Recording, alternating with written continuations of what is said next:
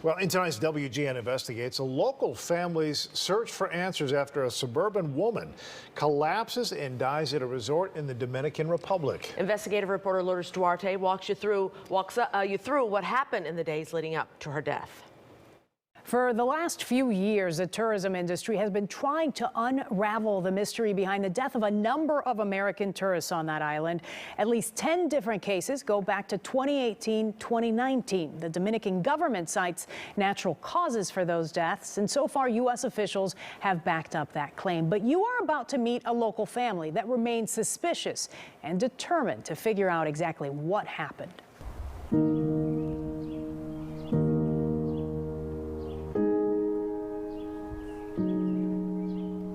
53-year-old Galina Isayeva had a lot to be proud of. She was always focused on a family. An avid gardener. And this is all her garden here. This is all of her work. She loved being out here. She would be here 24 hours of the day. This has all of my childhood photos on it. And globetrotter. Really like to get out internationally and, explore places. It was on the couple's most recent trip in April to this beachfront resort in the Dominican Republic where their lives forever changed. The night before, it was just a regular day. They traveled to the Caribbean island to soak up sun and surf. They lounged by the pool and enjoyed a couple of mixed drinks, followed by a quiet dinner at the resort. It was just nothing unusual that we did. So at 8:30, I got a call at the hotel room from the reception telling me that my wife fainted during breakfast. Gene rushed out of the room to find her. He was moving so fast that he forgot his wallet and room key. I was scared. I was scared because I didn't know what to expect. At first, she was taken to a medical center on the hotel's property, but her condition was quickly going downhill. She was developing pain. She was becoming more agitated.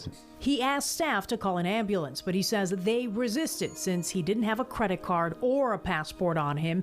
It wasn't until about an hour passed that they helped him get what he needed out of his room. Only after that, they had the emergency car called. By the time Galina was admitted into the hospital, she was fading fast. I came to see her, and she was already dead. An autopsy performed in the Dominican Republic listed causes including respiratory failure and pulmonary edema, or a buildup of fluid in her lungs. None of these causes really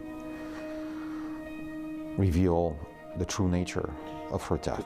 He says his wife had no pre-existing medical problems or issues with her heart or lungs and had received a clean bill of health at a recent doctor's visit. She was a healthy woman. And not the first one to die unexpectedly in the Dominican Republic. National media outlets have reported in recent years on how other seemingly healthy tourists have passed away in that country. The New Jersey resident is the 9th American to die at a Dominican resort in the past year.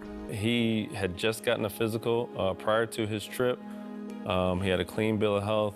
Some under mysterious circumstances and with the same cause of death, fluid in the lungs, as his wife. A bottle of scotch from the minibar in his room at the Hard Rock Resort in Punta Cana seems to be where Wallace's decline started.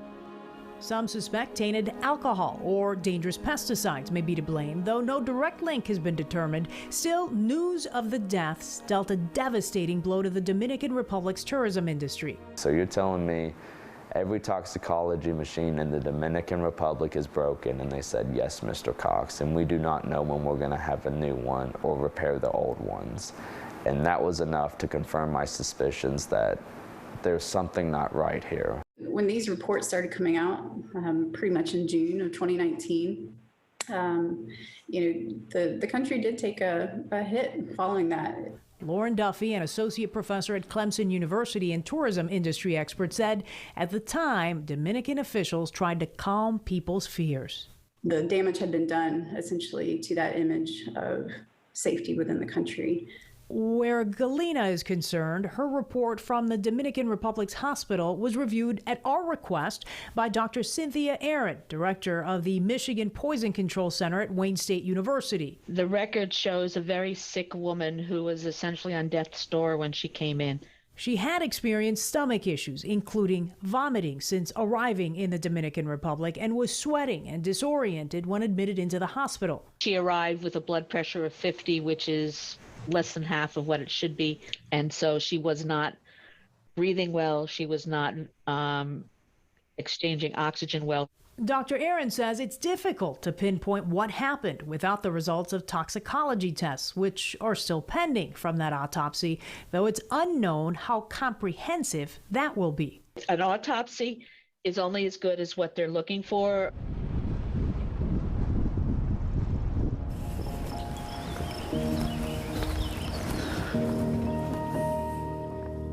There hasn't been a day that, those last hours don't come up in my mind, especially when I come to the graveyard. Bye, my love. There are some doubts in our mind that a person who had no prior condition could so rapidly succumb to something like that. He and his daughter acknowledge they may never know why she died that morning, whether it was truly natural causes or something else played a role, but they feel they owe it to her and her memory to not give up. My mom was a very, to the point person. She was very, very driven, and I know that she would be very upset if this happened to anybody else. And a spokeswoman for the Iberostar hotel chain declined to comment. Calls to the island's consulate here in Chicago were not returned. Now, back in 2019, Dominican officials defended the country's response and safety procedures, arguing the number of deaths are not statistically abnormal given how many tourists visit each year. The FBI has also looked into some of the cases and classified them as natural deaths. As far as the Isayeva family, they want to keep fighting. Their next step, the results of toxicology tests. Lourdes Duarte, WGN Investigates.